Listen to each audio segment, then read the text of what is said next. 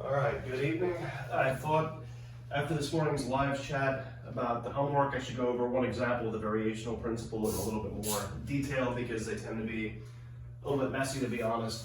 So the idea of the variational principle is we're able to write down the energy in terms of the wave function and the Hamiltonian. This would give us the wave function, or the energy if we knew the wave function exactly.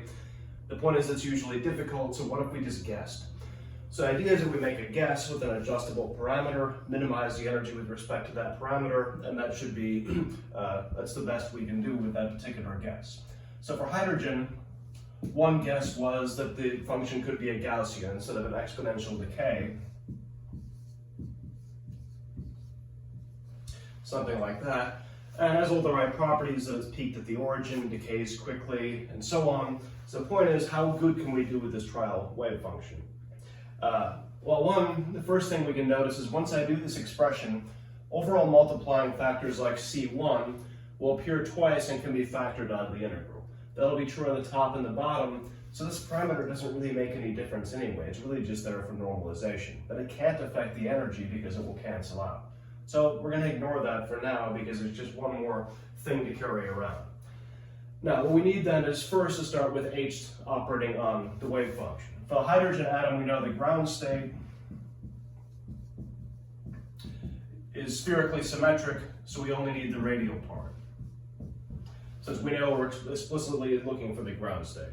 So that means we know from our discussion of that hydrogen atom that that operator is the kinetic part, h bar squared over 2m, not del squared, minus ke squared over r, and that operates on the wave function. So the first thing that we're going to do is find the second derivative of the wave function. This is where things begin to get messy.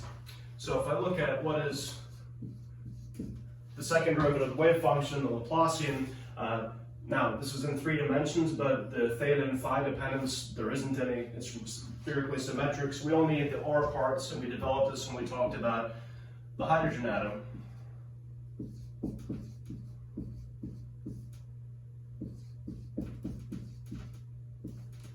So this is basically what you need. You first take the first derivative of the wave function with respect to r, multiply by r squared, then take another derivative with respect to r, divide by r squared. What you really need to do is convince Wolfram alpha to do this for you.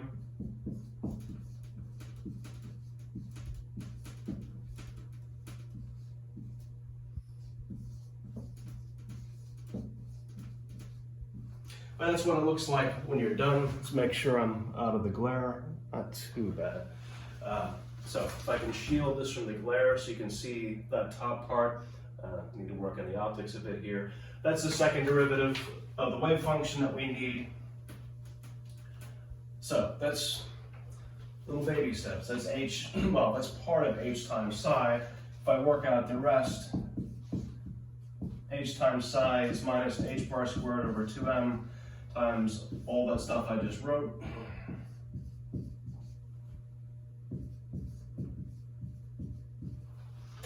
And we're going to need some room for this.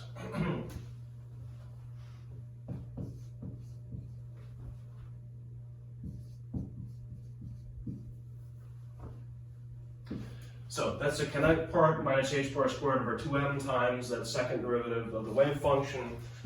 The next part is comparatively simple, the potential energy part, like so. All right, that means we've got that much, we're like a third of the way there.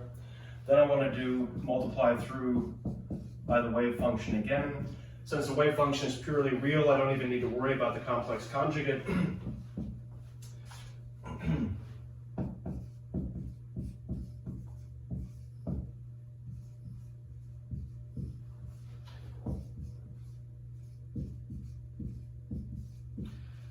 Now clearly I'm skipping all the steps. I've done this before several times, worked out in advance. So to go from this through all these steps, it is going to require you to go through quite some lines of algebra that's sitting there, or if you're good enough with Wolfram Alpha or Mathematica or something like that, you know, better for you. All right, so that's psi star h psi. We need to integrate that. Oh, I didn't even put in what we're integrating. Total amateur hour back here. So I integrate that over all space. That means what I'm doing is, since this is spherically symmetric, 3 dimensions, I know that dV, we're integrating over spherical shells, so it's 4 pi r squared dr. Or if you take the full volume element in spherical polar coordinates and integrate out over the theta and phi coordinates, that gets you your 4 pi. So I mash this into that and integrate, and I love integrals of 2 types. One, which is an integral from 0 to infinity, because that's where r runs. From 0 to infinity of r e to the minus c2 r squared dr. And one which is like 0 to infinity r squared e to the minus c2 r squared dr. Both of those are things Wolfram knows very well. They're probably in your calculus book if you brought that with, but these are easy enough to find online, and they're just numbers, they're indefinite intervals. All right, so at that point you've got the top. The bottom is, again, just the normalization condition, so you multiply the wave function, in this case by itself, integrate that with the same dV as 4 pi r squared dr. Then what you're going to get is E, which is a function of the parameter C2. So after you find this part and that part and divide them, you're going to get E as a function of C2. What you do then is take dE dC2 and set it equal to 0. Once you do that, that gives you the best C2 value. And I'll tell you, if you get this far, C2, you can write it as 8 over 3 pi times 1 over the square of the Bohr radius. Now, for that, you'll need to know what the Bohr radius is. It's a horrible, messy expression with all these constants. But what it says is, even though we have a fake wave function, which isn't even the right one, it's close enough, and the physics is still telling us that the fundamental length scale is the Bohr radius, because that means the exponential looks something like e to the minus 3 pi r squared over, got that wrong, 8r squared over 3 pi a naught squared. So we're still the dimensionless ratio of the radius to the Bohr radius is what's involved. Anyway, you do that and you'll find the energy, which if you write that as a function of fundamental constants, which should probably involve 8 and 3 pi again, times the ground state energy of the hydrogen atom, this is going to be off by only about 15%. It'll be about 15% or about 2 electron volts too high, but it turns out to be a really good approximation.